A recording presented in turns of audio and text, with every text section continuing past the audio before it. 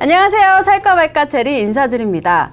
시원한 얼음이 필수인 계절이 다가오고 있습니다. 아이스 아메리카노, 아이스 콜라. 정말 말만 들어도 시원하죠? 요즘은 집에서도 이런 차가운 음료를 많이 마시기 때문에 얼음을 찾는 분까지 많아졌습니다. 근데 여러분은 집에서 얼음을 어떻게 만드시나요? 얼음틀에 물을 담아 냉동실에 보관하세요? 식구가 많은 가정은 얼음이 많이 필요할 텐데 냉동실 공간이 부족하면 얼음틀을 많이 넣을 수도 없고 고민이 많이 되겠죠? 그래서 관심이 가는 게 바로 이 제빙기입니다. 얼음을 만들어주는 기계 제빙기. 다나와 최저가 기준으로도 20만 원이 훌쩍 넘어가고 업소용으로도 분류되는 제품이라 쉽게 구입하기가 어려워지는데요. 이번 살까 말까 시간에서 제빙기가 제 값을 톡톡히 할지 가정에서 사용해도 괜찮은 건지 검증해 보도록 하겠습니다. 함께 외쳐볼까요? 레리코 아니고 체리고!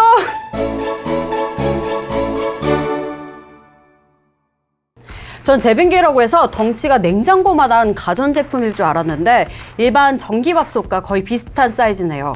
여름 한철 싱크대 위에 올려놓고 사용하기에 좋은 사이즈입니다.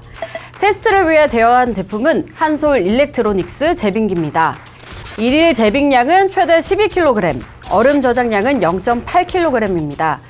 이 디스플레이 창으로 상태를 알려주고 조작도 가능한 깔끔한 제품입니다. 그렇다면 이 한솔 제빙기는 얼음을 어떻게 만들어낼까요? 얼음을 만들기 위해서는 우선 제빙기에 물을 공급해야 합니다. 주입구에 최대 1.5kg 정도 물을 넣을 수 있는데요. 이 물을 기계가 얼리는 방식입니다. 얼음 크기는 대, 중, 소 세 가지로 세팅할 수 있고요. 스테인리스 봉 9개에 물을 공급해 쾌속 냉각시킨 후 저장고로 자동 이동시켜줍니다. 이런 신기한 제빙기, 과연 냉동실 얼음틀보다 효율이 높을지 정말 궁금해집니다. 어서 빨리 테스트해 볼게요.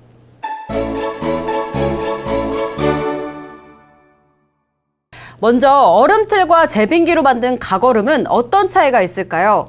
얼음이 막 부서지거나 모양이 이상하진 않을까요? 자세히 한번 들여다보시죠.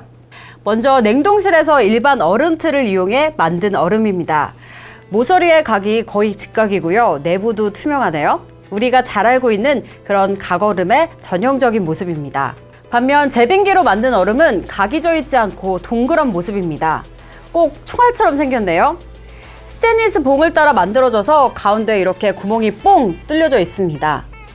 이런 형태의 얼음이 액체에 들어가면 접촉하는 단면적이 넓어져서 빨리 시원해지기는 하겠네요. 게다가 얼음을 3가지 크기로 선택할 수 있기 때문에 활용도는 더 높아지겠죠?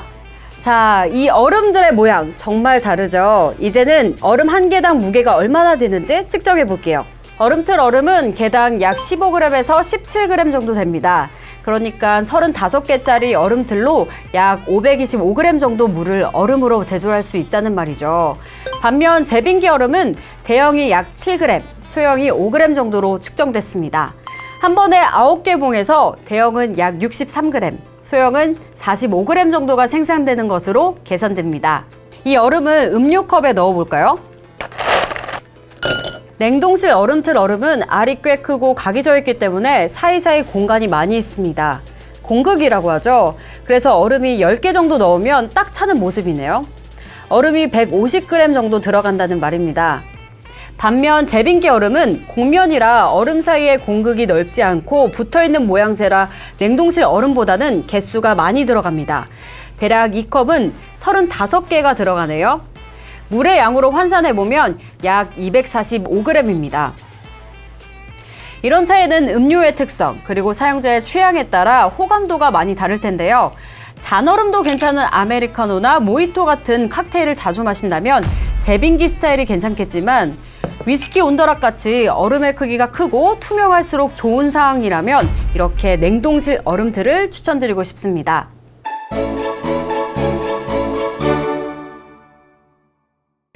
그렇다면 이제 본격 속도 대결. 더운 여름에 빨리빨리 시원한 음료를 먹고 싶은데 얼음이 나오는 시간이 엄청 오래 걸린다면? 상상만 해도 짜증이 확 올라오는데요. 냉동실 얼음틀과 제빙기 중 누가 얼음을 빨리 만들어낼지 얼른 검증을 해봐야겠어요. 먼저 냉동실 얼음부터 살펴볼까요? 일반형 냉장고의 상단은 항상 냉동실이죠. 이 냉동실을 제일 강하게 넣고 얼음틀에 물을 담아 얼려보겠습니다.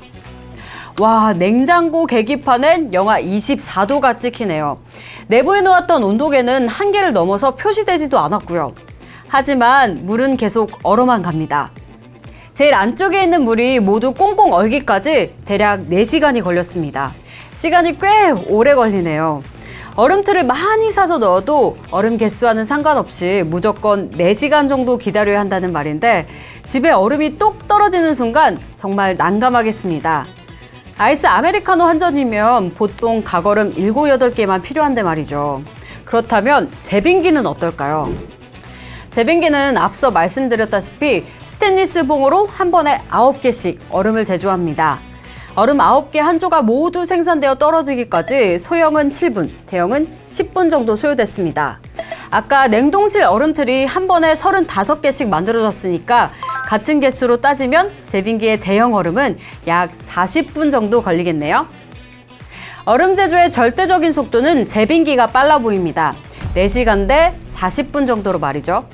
하지만 잘 따져봐야 하는 게 냉동실을 이용할 땐 얼음틀을 서너 개 한꺼번에 넣을 수도 있잖아요.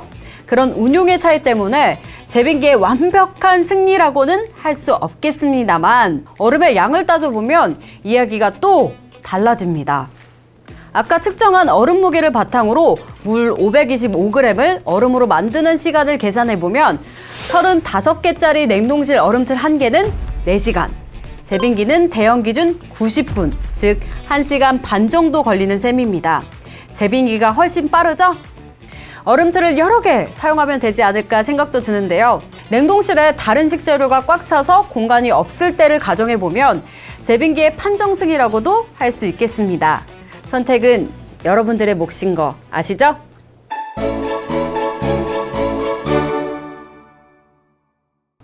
그렇다면 이제 남은 건 유지, 보수 부분입니다. 먹는 물값이야 둘째치고 전기요금이 제일 걱정이 되니까요. 두 가지 상황의 소비 전력을 한번 살펴볼게요. 먼저 냉동실입니다. 냉장고 모델에 따라 다르겠지만 냉동실은 냉장고의 한 부분으로 따로따로 운영이 되지 않죠. 그래서 냉장고 전체의 소비 전력을 측정해보면 1W에서 130W까지 왔다 갔다 하는 모습입니다. 사무실의 냉장고가 에너지 등급 5등급이고 24시간 상시 켜놓기 때문에 전기요금 걱정이 살짝 되는 편입니다. 반면 제빙기는 어떨까요? 콘센트를 연결해 놓은 상태에서 대기 전력은 1W 미만으로 미미한 데에 비해 작동을 시작하면 약 150W 이상까지 올라갑니다. 냉장고와는 달리 세팅한 시간만큼만 작동을 하거나 저장고의 물을 다 소비할 때까지만 켜 있는 것이죠. 작동 시간을 고려해보면 냉장고 전체를 돌리는 것보단 전기요금이 훨씬 적게 나오겠습니다. 또 걱정되는 것은 소음입니다. 아무래도 업소용으로 분류되는 제품이다 보니 가정에서 사용하기엔 너무 시끄럽진 않을까요? 직접 한번 들어보시죠.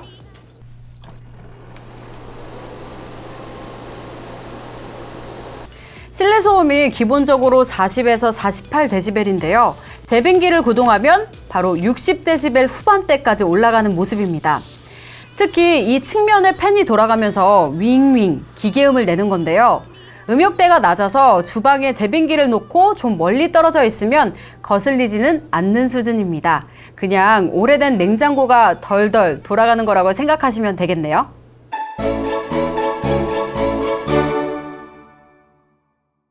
얼음만큼 시원한 이번 살까 말까 제빙기 편 잘 보셨나요?